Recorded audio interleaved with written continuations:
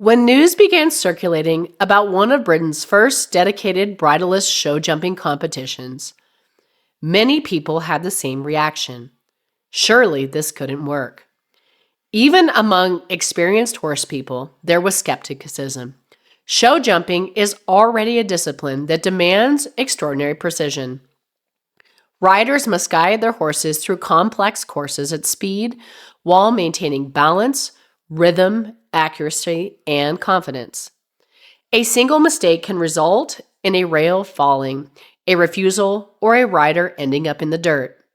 So when people heard that competitors would be attempting these same challenges without bridles, many assumed the outcome was inevitable. There would be mistakes. There would be confusion. There would probably be more accidents. Some people openly questioned whether the competition should even take place. After all, generations of riders have been taught that the bridle is one of the most important pieces of equipment in horsemanship. Regardless of the discipline, riders rely on reins to help guide turns, balance the horse, adjust the stride, and navigate difficult situations. To many observers, removing the bridle seemed less like an evolution of horsemanship and more like an unnecessary risk. Yet, when the competition finally began, something unexpected happened. The disaster many people had predicted simply never materialized. Instead of chaos, spectators witnessed horses calmly navigating courses. Instead of panic, they saw concentration. Instead of confusion, they saw communication. And perhaps most surprisingly of all, many of the horses appeared remarkably relaxed. That does not mean every round was perfect. It does not mean every rider completed the course flawlessly. But what shocked many observers was how normal much of it looked. Once the initial novelty wore off, spectators found themselves watching horses and riders perform tasks that many had assumed would be impossible. The more the competition unfolded, the more a different question began emerging. What if we had underestimated what horses are capable of? That question sits at the heart of why this competition has attracted so much attention. On the surface, it appears to be about riding without a bridle. In reality, it touches on much larger debates that are currently shaping the future of equestrian sport. Across the horse world, welfare discussions have become impossible to ignore. In dressage, controversies involving training methods and judging standards have generated international headlines. In show jumping, questions continue to be raised about competition pressure, horse management, and the demands placed on elite equine athletes. Public scrutiny of horse sport is greater than at any point in recent memory, and many riders are beginning to recognize that the future of equestrian competition may depend on how effectively the industry responds. At the center of these debates is a question that sounds simple, but is surprisingly difficult to answer. What does good horsemanship look like? For decades, the answer was often measured through results. The fastest horse won, the highest score won, the fewest faults won. Competitive success became the primary standard by which excellence was judged. Today, however, many people are beginning to argue that something is missing from that equation. They are asking whether partnership deserves more attention. They are asking whether trust should matter just as much as technical performance. And they are asking whether horse sport has become so focused on results that it sometimes forgets to showcase the relationship that makes those results possible. That is why this bridleless competition feels so significant. Whether intentionally or not, it places the relationship between horse and rider at the center of the performance. Normally, spectators watch the fences. At this event, many found themselves watching the horses. They watched how willingly the horses approached obstacles. They watched how attentively they listened. They watched how subtle the communication appeared to be. And for many people, that became more interesting than the jumping itself. This is where the competition becomes controversial. Supporters see events like this as a glimpse of what horse sport could become. They argue that competitions focused on communication and partnership may help demonstrate to the public that horses are not simply being controlled. Instead, they are participating in a relationship built on understanding and trust. Critics are less convinced. Some argue that bridleless riding risks creating a misleading impression that traditional riding is somehow inferior or less ethical.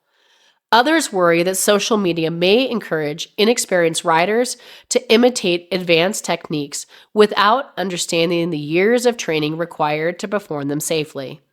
Those concerns do deserve consideration. The reality is that removing a bridle does not automatically make someone a better horseman. A rider can be kind with a bit and unfair without one. Equipment alone has never been the ultimate measure of welfare.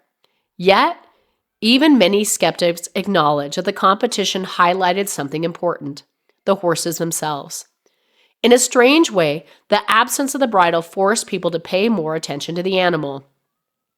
Without reins to focus on, spectators became acutely aware of the horse's expression, attitude, and willingness.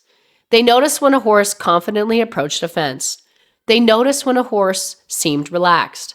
They noticed the level of trust required to perform even the simplest maneuver.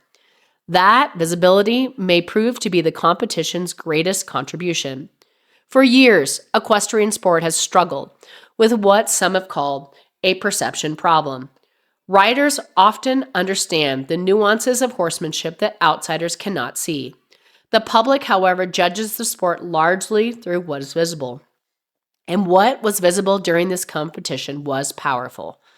People saw horses being given an extraordinary amount of freedom. People saw riders relying on communication rather than obvious physical control. Most importantly, people saw that the catastrophe many had predicted never arrived. No wave of accidents occurred. No mass breakdown of control. No evidence emerged that horses immediately became unmanageable the moment traditional equipment was removed. Instead, spectators saw something many had not expected to see. They saw horses making choices. They may ultimately be why the competition has generated so much discussion. It challenges assumptions held by both supporters and critics of horse sport. It challenged assumptions about control. It challenged assumptions about communication. And perhaps most importantly, it challenged assumptions about what horses themselves are capable of understanding. Whether bridleless show jumping becomes a recognized discipline, remains a niche exhibition, or eventually fades from public attention is impossible to know. However, history often reveals that important changes begin in small ways. Many of today's accepted competition formats were once viewed as unusual experiments. Many ideas that now seem obvious were initially dismissed as unrealistic. Every evolution in sport begins with people willing to question existing assumptions. That is why this competition may ultimately matter far beyond the riders who participated. The most important question is not whether every rider should throw away their bridle. The most important question is what this event revealed about the relationship between horses and humans. Because at a time when equestrian sport is searching for ways to maintain public trust, demonstrate its commitment to welfare, and secure its future, a competition built around communication rather than control sends a powerful message.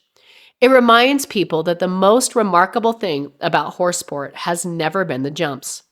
It has always been the partnership.